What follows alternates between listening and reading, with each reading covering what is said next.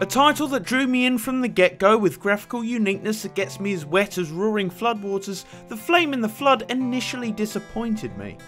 To give my first statement context and perhaps surrender some of my meekly held journalistic integrity, I am a book by its cover sort of guy, as bad as that sounds. Catchy titles, neat screenshots, the sort of things that tickle my curiosity. Simply glancing at the tagline and the screenshots of The Flame in the Flood was enough for me to purchase it, as ironically shallow as that is talking of a game whose setting revolves around an apocalyptic flood.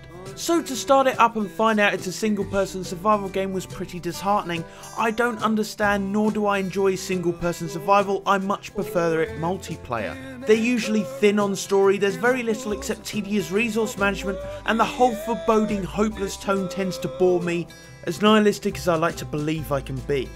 I can happily report that past the first hour of The Flame in the Flood, I was actually enjoying myself. Not to say that it's all pristine in terms of execution, plagued by finicky controls, with mouse and keyboard mind you, I'm not plugging in a Steam controller unless it's absolutely necessary, and menus that are about as receptive as a brick, the game tries its hardest to bother you.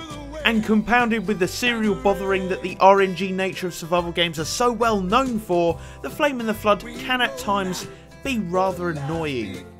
Annoying and yet charming. Like a Pomeranian puppy, just a yappy, energetic little ball of fluff that you want to smush into a fine paste with one hand and tickle lovingly with the other. In a post-societal version of rural America, we play as a lone girl called Scout, who is bought a backpack by a lone dog called Aesop.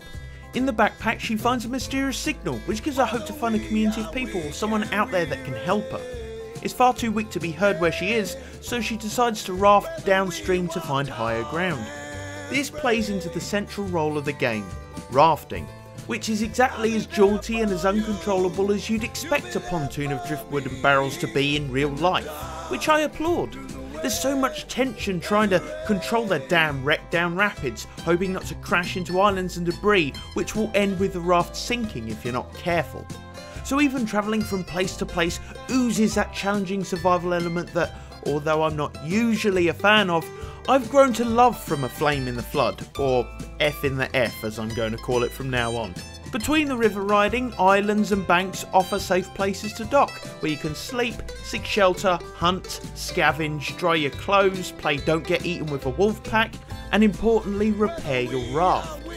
These stops are imperative to your survival, forcing you to craft warmer clothing for a chilling climate, seeking out fresh water, keeping yourself fed, salvaging parts for your raft, crafting tools and weapons, as well as progressing the rather thin story out in little, almost unnoticeable pieces. And with the way the river keeps you on an almost unfightable forward path, sometimes you must make a choice between stops, having to decide if a wilderness is more preferable so you can hunt animals, or a fishing shack so you can seek shelter from the rain.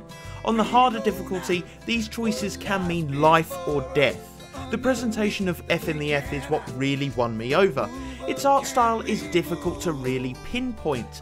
A faded, almost paper-like style of roaring, rushing floodwaters and leaves drifting in the chilling winds, the low, dim-burning glow of the fire, the cartoonish yet jagged sharpness of the wolf packs and creatures, how the debris in the floodwaters are physics-enabled, allowing them to bob and swirl in the river as if they were as light as sticks, even though most of them are cars, huge trees or torn-away houses. What I'm sort of iffy about is the soundtrack, composing of beautiful musical accompaniments and some country jingles that feel rather out of place in the desolate, flood-torn wilderness the game is going for.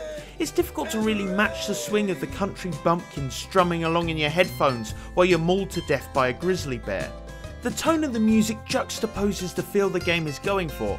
Although it seems I have my gripes with F in the F, it's a game that's rich in atmosphere and presence.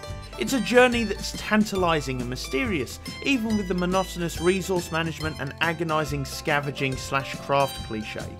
Its execution and its charm does wonders to keep it relevant in a genre that I don't really adhere to, and one I believe is rather oversaturated. Those hungry for a deep, meaningful story won't find F in the F offering much more than a light snack, but the game offers an endless mode to allow you to focus on what really matters, the gameplay. On the other hand, if survival games are your thing, F in the F works brilliantly. If it's a genre you're not all too interested in, I'd still ask you to consider it. You will like this game if you like Don't Starve, Canine Companions and flooding.